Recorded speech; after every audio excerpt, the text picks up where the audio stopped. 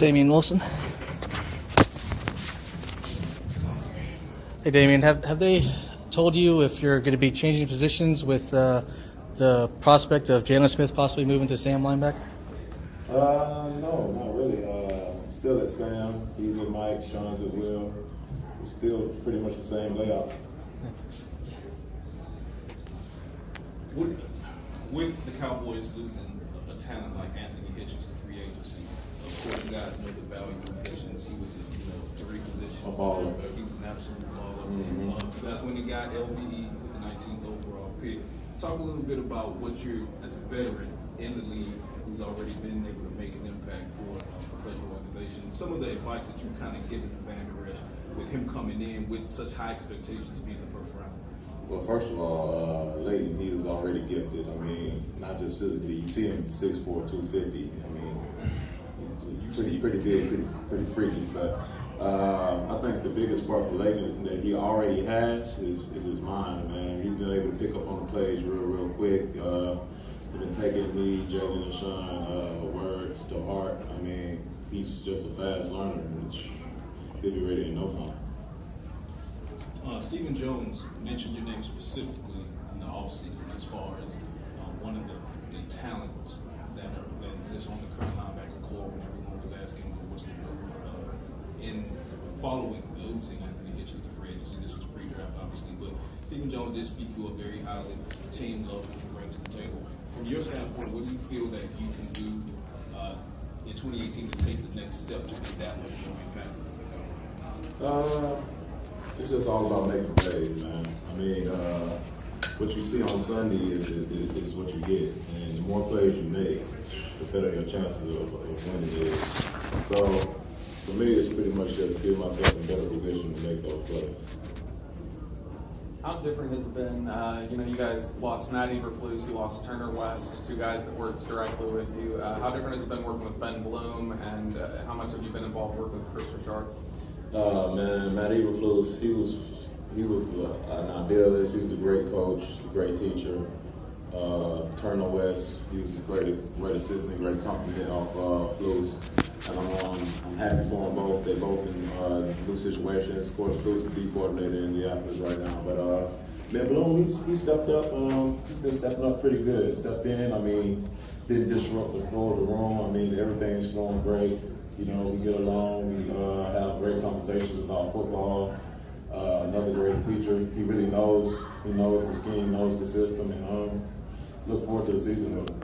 Have you noticed any, or have there been any significant changes to, playbook verbiage or anything else now that Chris Richard's in place? Almost definitely. I mean, playbooks have been turned on his head, but like I'm saying, we're professionals, and it's our job to learn this stuff. So. We've been picking it up like that for the most part. It's just been picking up real good. Hey, James Courtney, Die Hard Media.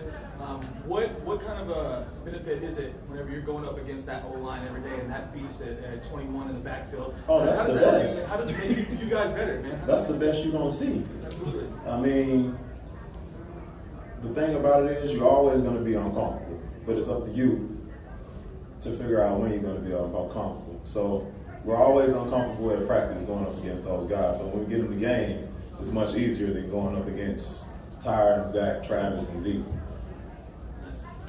Damon, you mentioned that the playbook's been kind of turned on its head. Could you give an example of that? I mean, like he alluded to earlier, just the verbiage of it just changed. I mean, it's not so much different because some of the schemes are still the same, but we got new blitzes, new coverages, new techniques that we're taking into the coverages. It's just different, just turned on its head. Thank you. Can you talk about the difference in what you see from Jalen Smith now, this offseason being much more healthy and without the brace than you saw, let's say, last offseason when he was preparing to get out there for the first time? Smooth. To be honest, I thought that he was ready mid-season. I mean, the guy was moving. He was moving really, really good. But, with an injury like that, you can never take a chance on it like that. So he's pretty much 100% healthy, and he's moving around good, man. I mean, the agility, the speed is all there. you say he's Notre Dame for him? I didn't see him in Notre Dame, to be honest. I'm not gonna lie to you, I didn't see him, but whatever the format was, I bet it's probably not as good as it is now. Damien, how big would it be for you guys to get Randy Gregory back on the field with his appeal process going on? You're one of the few guys who's been around with all the roster turnover that's been around the whole time that he's been within the organization. So how big would that be for you guys? Bro, that would be huge. People don't understand that Randy Gregory, he's a pure pass rusher. You put him in on third down, he getting to that quarterback. Yeah, he might be 6'4", 240. Dripping wet. But the way he come around that edge is like none other, man. I mean, it'll be great to have him and D-Law as bookends. Are you surprised no one has signed Des Bryant yet, personally? I think I'm a little surprised, but me personally, I think that it's Dez. He's been very selective. He's been very careful, and wherever he lands, man, they in for a treat because this guy, he's a freak. He's a baller. What is it like being at an event like this where you get to interact with fans? Oh, it's great, man. I mean, it's great to see the fans' appreciation. It's great to reciprocate that back to the fans. It's just a great environment to be around. The atmosphere is booming. It's great. Damien, do you play a lot of fantasy football yourself? No, not really, man. I don't understand how it works to tell you the truth. Okay. What about Madden? Madden sometimes. I'm more of a FIFA player.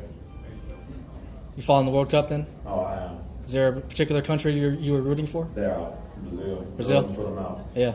But then again, Belgium won today, so that's good for them. At least we got put up on third place. Dan, with the Kaiir media, can you talk a little bit about the rookie class, guys like Connor and Leighton and Michael Gallup? What are you guys seeing out there from these rookies? Well, Leighton had the injury, so not so much from him. And you said who else? Michael Gallup. Oh, Connor. Gallup, 13. Yes, he's been making it up. Man, that boy been catching that ball out there, man. Yeah, okay, I know who you talking about now. Yeah, he's been catching it. Yeah, he's been doing really, really good. What was your favorite game to play when you want to play? The video games? No, like Oh, my favorite game to play? I think it got to be every time we go up to Philly, man. Playing at Philly is, I don't know, it's ridiculously fun. I mean, you got the fans yelling at you, they calling you all kind of names, and then it's just the environment. Everybody want to see you lose, and then you go up there and win, and then they just shut up. There's a lot of people out there talking about are the Cowboys going to end up landing Earl Thomas or they're not going to end up landing Earl Thomas, et cetera, et cetera. But then you look at a player like second-year safety Xavier Woods, the Cowboys traded up to go and get him. Can you talk a little bit about what you think Woods and Heath and Kevon Frazier are going to bring to the game in 2018 to make people not worry about if Earl Thomas is here? Man, when you say it like that, that'd be great if we got Earl Thomas. I mean, we'll have 4 good safeties. Yeah, 4 good. I mean, Kayvon, he's a bit bigger. He'll come down and hit you at X. X and Heath, they can do it all. He only just, catch an interception every time the ball throws up. That's great. So if we get Earl, that's great. If we don't, that's great too. I mean, that's the benefit of having good players. So how do you think your defense is going to do this year? I think we'll be solid. I mean, even in OTAs, we started to come together, started to play as a unit, and once we start playing together like that, well, we don't even have to think about it. I mean, it's hard. It'll be hard for the offenses. This is one of the few Last question. This is one of the few recent off seasons where the Cowboys defense seems to be going into the season with a lot more positive hype than the offense. Looks like you guys are going to turn the corner. What do you think? If there was one thing that's going to help you guys take that next level and be one of the better defenses in the league going forward, what do you think that would be?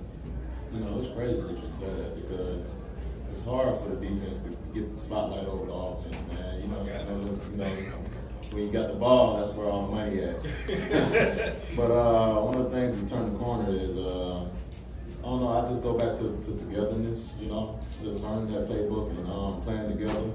I mean, if one person mess up, it's, you got to cover for your brother. I mean, it's just having that tightness of the defense, that'll be huge. Thanks, guys. Okay. Thank you.